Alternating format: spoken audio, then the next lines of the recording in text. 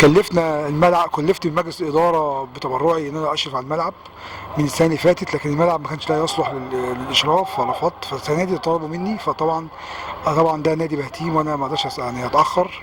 فانا مع احترامي ليك انا اتخذت القرار واشتغلت عليه، والناس ساعدتني بصراحه. اعمل اللي عايز تعمله. فشلنا النجيله اطلاقا اللي كانت موجوده قبل كده، انها كانت محروقه اصلا. وابتدينا نشتغل. بعد ما شلنا النجيله ابتدينا نحرث الارض، وبعد كده سوينا الارض، وبعد كده حرثناها سويناها بالليزر، وبعد كده قلبناها، وبعد كده فضلنا 15 يوم هوينا التربه. وبعد كده طبعا تاني زرعنا يوم 15/8 اول حته نجيله نزلت الارض، يوم 15/8 بالظبط بالتحديد يعني.